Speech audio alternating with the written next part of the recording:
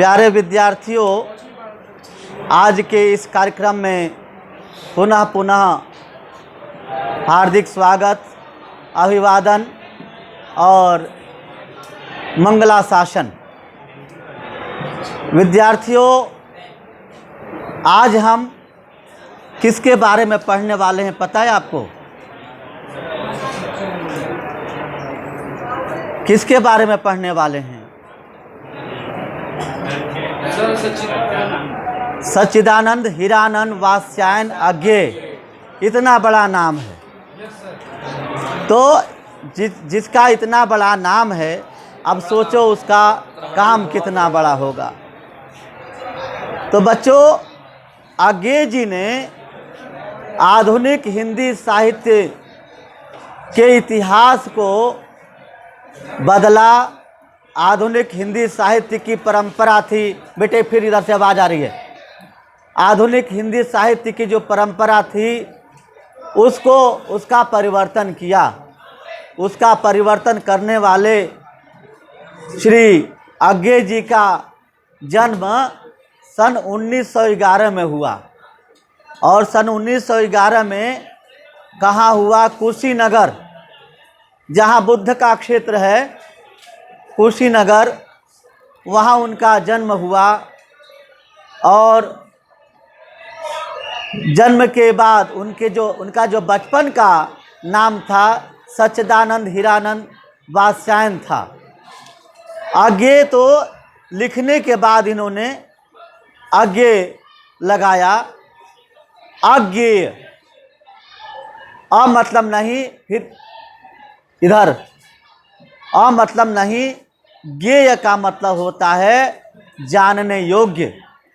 ज्ञेय का मतलब होता है जानने योग्य। अज्ञेय, ज्ञ अर्थात ज्ञान, और ज्ञेय मतलब जानने योग्य और न जानने योग्य, जिसके बारे में कुछ भी न जाना जा सके, वो है अज्ञेय। तो इस प्रकार से अज्ञेय जी का जन्म आपको मैंने बताया कुशीनगर में हुआ, जो उत्तर प्रदेश में है, पूर्वी उत्तर प्रदेश में। और काव्य रचना के कारण ये अज्ञेय के नाम से प्रसिद्ध हो गए। और उनका जो बचपन बीता लखनऊ, श्रीनगर और जम्मू में उनका बचपन बीता। और आप जो है विज्ञान के विद्यार्थी थे। आपने अंग्रेजी संस्कृत का अध्ययन किया और हिंदी बाद में सीखी। हिंदी जो है इन्होंने बाद में सीखी। और प्रारंभिक शिक्षा जो है आपने अंग्रेजी में और अंग्रेजी और संस्कृत बता ही दिया। प्राथमिक शिक्षा अंग्रेजी और संस्कृत में हुई। लेकिन जो है वो अज्ञेय जी विज्ञान के विद्यार्थी थे। कहाँ के विद्यार्थी? किस विषय के विद्यार्थी थे? हाँ, उन्होंने बीएससी किया। और जैसे ही उन्होंने अंग्रेजी में एमए करने का प्रयास किया, ठीक है, तो अंग्रेजी में एमए करने का प्रयास किया, पहले ही प्रयास में। और उसके बाद उनको 4 वर्ष तक, क्योंकि क्रांतिकारी भी थे, साहित्यकार के साथ साथ, विद्यार्थी के साथ साथ आप क्रांतिकारी भी थे। अज्ञेय जी, एक मिनट पोज करना। तो आपको बताया मैंने कि अंग्रेजी से आपने एमए प्रथम वर्ष में आपने प्रवेश लिया। उसके बाद चूँकि आप क्रांतिकारी होने के कारण आपकी पढ़ाई छूट गई। 4 बार आप जेल जा चुके, 4 वर्ष तक जेल में रहे। अज्ञेय जी 4 वर्ष तक जेल में रहे। अब ये सोच लो, और 2 वर्ष नज़रबंद रहे, आपको मैंने बताया, और अनेक देशों की यात्रा उन्होंने की। जैसे राहुल सांकृत्यायन ने वो विदेशों की यात्रा, देश विदेश की यात्रा की, उन्हें घुमक्कड़ भी, राहुल सांकृत्यायन को घुमक्कड़ भी कहा जाता है, ठीक है, फक्कड़ और घुमक्कड़ दोनों कहा जाता है। उसी प्रकार नागार्जुन भी यायावर रहे, नागार्जुन भी घूमते रहे, पूरे देश विदेश का भ्रमण उन्होंने भी किया। इसी प्रकार से अज्ञेय जी ने भी देश विदेश का भ्रमण किया, यात्रा। हाँ जी, अभी आपने घुमक्कड़ फक्कड़ क्या था, इसका मीनिंग क्या है? घुमक्कड़ घूमने वाला, फक्कड़ जिसको किसी प्रकार चिंता है, अलमस्त मस्त मौला होना, वो फक्कड़ कहलाता है। अब मुझ जैसा व्यक्ति ठाली कुठाली क्या करेगा, फक्कड़ ही है, मैं तो फक्कड़ ही हूँ, मुझे क्या आता जाता है, कुछ नहीं आता जाता। फक्कड़ आदमी क्या आएगा। तो अच्छा, आपने जो है कई नौकरियां भी की, और देश सेवा के कारण जो है आपने नौकरी भी छोड़ दी, इन्होंने। और कुछ समय तक जो है आप जयपुर विश्वविद्यालय में अंग्रेजी के प्रोफेसर भी रहे। अज्ञेय जी जो है वे ये जयपुर विश्वविद्यालय में अंग्रेजी के क्या रहे, प्रोफेसर रहे, ठीक है। उसके बाद उन्होंने एक साप्ताहिक पत्रिका आती है, और उसका नाम है दिनमान। साप्ताहिक पत्रिका का नाम क्या है, दिनमान। तो दिनमान पत्रिका की संस्थापना अज्ञेय जी ने की। उसके संस्थापक और संपादक दोनों रहे अज्ञेय जी ने। और इस प्रकार से एक नवभारत टाइम्स में भी आपने काम किया, संपादन का काम किया, संपादक रहे। और एक इसके अलावा जो है आपने एक सैनिक विशाल भारत, क्या नाम है, सैनिक विशाल भारत, प्रतीक, नया प्रतीक, ये इत्यादि पत्र पत्रिकाएं हैं, इनका भी आपने संपादन किया। जी, संपादन का मतलब क्या होता है, सम्यक पादयतीत संपादनम, जो ठीक प्रकार से किसी चीज का संवर्धन और संशोधन करे, उसे संपादन कहा जाता है। जो अशुद्धियां हैं उनको निकाल करके, शुद्ध करके छपने योग्य बनाना, प्रकाशित होने योग्य बनाना, ये संपादक का कार्य होता है। यही संपादन कहलाता है। इसे हम शुद्ध हिंदी में, संस्कृत भाषा में संवर्धन और संशोधन कहते हैं। संवर्धन और संशोधन कहते हैं। तो संपादन किया भाई, और उसके बाद जो है अज्ञेय जी ने यही सब काम किया। और आज़ादी के बाद जो है आपने हिंदी साहित्य की जो परंपरा थी उसको बदली। और कुछ कवियों ने एक बात कही है बेटा, कुछ कवियों ने क्या कही बात, अज्ञेय जी ने ही बात कही कि साहित्य की बड़ी, आज बहुत गर्मी है, साहित्य जी, आज मन भी, साहित्य की जो परंपरा थी उस परंपरा को इन्होंने बदला। और उन्होंने कहा कि लीख जो हमको मिली थी वो अंधी गली थी, लीख जो हमको मिली थी वो अंधी गली थी।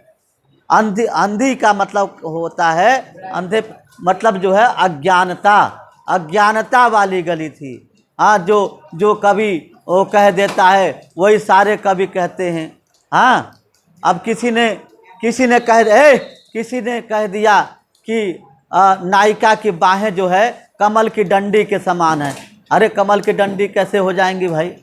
हाँ, उसकी जो टांगे हैं नायिका की, और वो केले के चिकने केले के पेड़ के समान हैं। तो ऐसे थोड़ी होता है।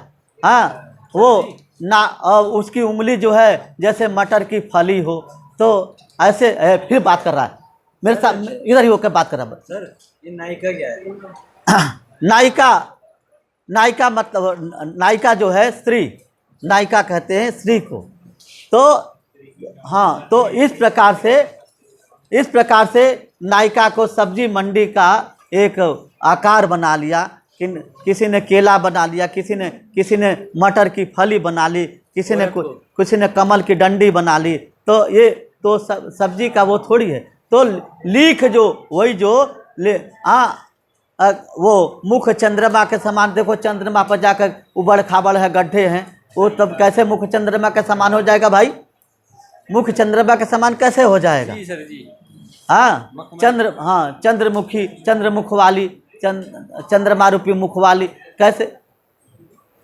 जहाँ मतलब जो परंपरा थी, जो शुरू से चलती आ रही थी, वो परंपरा, उस परंपरा को जो है आज्ञे जी ने उस परंपरा का बराबर विरोध किया और बराबर परिवर्तन किया। तो वो कहते हैं लीख जो हमको मिली थी वो अंधी गली थी। और एक बात और सुनिए, आगे जी एक बात और कहते हैं भाई, धीमे धीमे बातें याद आती जा रही, इसलिए जो है हाथ हिला रहा हूँ। हाँ, अपनी गली में तो स्वान भी शेर बनता है। तो इसी प्रकार से तो मैं शेर का सवा शेर हूँ। तो बात यह है कि उन्होंने कहा कि हम सब एक मित्र होते हुए भी अपने कुत्तों और मित्रों पर भी विश्वास नहीं करते। हमारी एक राय है। आगे जी कहते, मैं नहीं कह रहा भाई, आगे जी कह रहे हैं दो थोड़ा। तो आगे जी बोलते हैं कि भाई हम एक होते हुए भी हम सभी मित्र अपने कुत्तों और मित्रों पर भी विश्वास नहीं करते। मतैक्य होते हुए भी हमारे मत भी अनेक हैं। हम जो है अपने विवेक से, अपने ज्ञान से साहित्य की रचना करेंगे या करते हैं। तो ये परंपरा, इस परंपरा को उन्होंने बदला और एक परंपरा शुरू की, तार सप्तक की। बेटा लिखिएगा, परंपरा काहे शुरू की?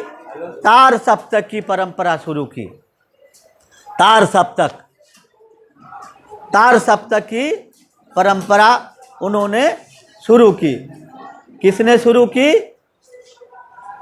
आज्ञे जी ने। हाँ, तो आज़ादी के बाद ये सारे कार्य हुए। हाँ, कविता पर उनका व्यापक जो है काम हुआ, भयंकर काम हुआ, और इसीलिए उन्होंने परंपरा सप्तक की परंपरा शुरू की। सप्तक का मतलब होता है 7। सप्तक का मतलब 7 वाला, ठीक है। सप्तक का मतलब होता है जिसमें 7 समूह हो, जिसमें कितने समूह हो?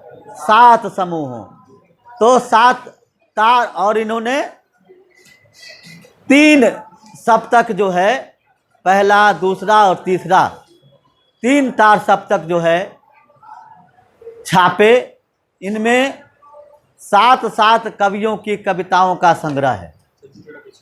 7 कवियों की कविताओं का जो है संग्रह इस तार सप्तक में है। मैं नाम भी गिना सकता हूँ: भारत भूषण अग्रवाल, केदारनाथ अग्रवाल, भवानी, और ये शिवमंगल सिंह सुमन, और भवानी भाई, और नागार्जुन भी रहे। इस मतलब जो है, मतलब 1 शताब्दी जो है इन्होंने ले ली। 10 शतक के कवियों को इन्होंने ले लिया। और जो है, और बालकृष्ण शर्मा नवीन, तान तान फण व्याल जिस पर चढ़ बांसुरी बजाऊं, विषधारी मत डोल कि मेरा आसन बहुत बड़ा है, कृष्ण आज सांपों की लघुता में खड़ा है। हाँ, तो ये सारी बातें हैं बेटा। दिनकर जी को शामिल नहीं किया गया, ये मुझे बहुत खेद है, खेद के साथ कह सकता हूँ। दिनकर जी को शामिल नहीं किया गया। जो कहते हैं हो जहाँ कहीं भी नील कुसुम की फुलवारी, एक फूल तो किसी तरह ले आऊं मैं। तो बेटा आगे जी ऐसे थे, दिनकर जी कैसे अछूते रह गए, ये अरे दिनकर जी कैसे अछूते रह गए, ये मैं इसके बारे में कुछ नहीं कह सकता। तो शताब्दियों के कवियों को आपने उसमें आगे जी ने अपने इस कविता संग्रह में तार सप्तक नामक कविता संग्रह में किया। और मैंने कल बताया था कि आगे जी ने साहित्य की हर एक विधाओं में अपनी लेखनी चलाई, चाहे कहानी हो, कविता हो, नाटक हो, यात्रा वृत्तांत हो, निबंध हो और डायरी हो, रिपोर्टाज हो, सब पर। और आलोचना, ये आलोचक भी थे। आगे जी जो है बहुत बड़े आलोचक भी थे, क्योंकि जो पत्रकार होगा आलोचक अवश्य होगा बेटा। आलोचक भी थे। आलोचक मतलब आलोचना करने वाले, निंदा नहीं। आलोचना का मतलब निंदा नहीं, इसका मतलब निंदा नहीं होता बेटा। आलोचना का मतलब होता है किसी भी साहित्यकार की कृति पर गुण और दोष दोनों पर समान रूप से विचार करना, दोनों पर समान रूप से विचार करना आलोचना होता है। देखो आलोचना, समालोचना, दो प्रकार, दो होते हैं, आलोचना और समालोचना। आ उपसर्ग है और लुच धातु है। लुच का मतलब होता है देखना, तो विस्तार पूर्वक देखना। समालोचना सम्यक रूपेण, सम उपसर्ग आ उपसर्ग, दो उपसर्ग हैं। तो जो पहला उपसर्ग हुआ वो प्र उपसर्ग हुआ। जो पहला उपसर्ग हुआ वो कौन सा उपसर्ग हुआ? प्र उपसर्ग हुआ। और दूसरा उपसर्ग सम और आ, दो उपसर्ग हैं बेटा। और लुच जो है मूल शब्द है, मूल धातु क्रिया है। तो इस प्रकार से आलोचना का अर्थ हुआ। अनेक विधाओं में आलोचना लिखी। और मैं आपको बता दूं कि जीवनी भी आपने लिखी। और व्यापक जो है ये, और कौन कौन सी रचनाएं हैं आपको मैं बता दूं कि पहला उपन्यास इनके हैं शेखर एक जीवनी। पहला उपन्यास कौन सा है? शेखर एक जीवनी। दूसरा है नदी के द्वीप। दूसरा कौन सा? इधर नदी के द्वीप। और तीसरा है अपने अपने अजनबी। अपने अपने अजनबी। और यात्रा वृत्तांत कौन कौन सा है? अरे यायावर रहेगा याद, अरे यायावर रहेगा याद। यायावर का मतलब होता है घूमने वाला। यायावर का मतलब होता है घूमने वाला, भ्रमण करने वाला। यह सब याद रहेगा। और दूसरा यात्रा वृत्तांत है एक बूंद सहसा उछली। देखो कितना अद्भुत नाम दिया इन्होंने अपने यात्रा वृत्त का, एक बूंद सहसा उछली। तो मैंने जो है 2 यात्रा वृत्तांत बता दिए। और अगला है बेटा 2 निबंध हैं इनके। एक है त्रिशंकु, एक है कौन सा है? त्रिशंकु।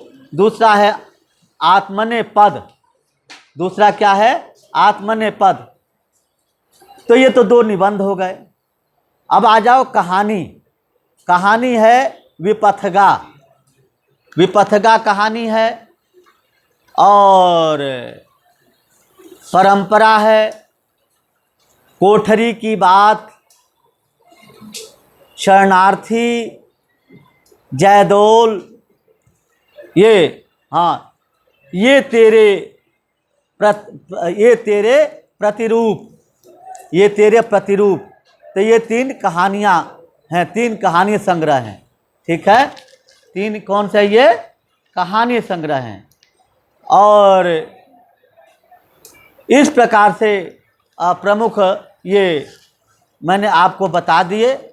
और अब आ जाओ, इनका जो मुख्य विषय था वो था काव्य पर।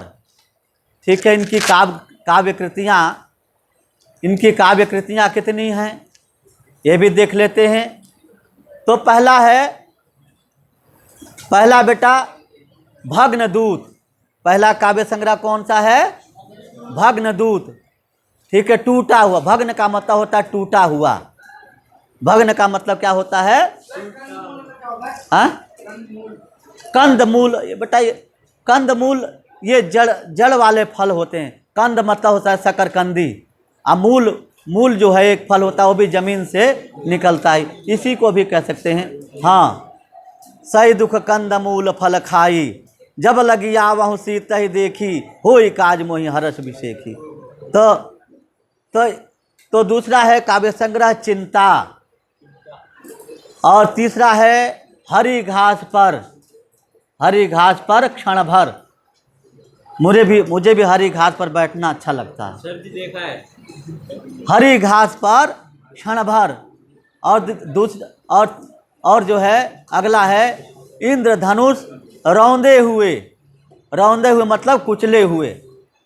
इंद्रधनुष देखा है तुमने? अब बादल में इंद्रधनुष बनते होंगे, अब बनते हैं। जी सर जी। और अगला काव्य संग्रह आंगन के पार। अगला काव्य संग्रह कौन सा है? आंगन के पार। आंगन के पार द्वार। हाँ, आंगन के पार द्वार। तो और एक अगला काव्य संग्रह कितनी नाव में कितनी बार।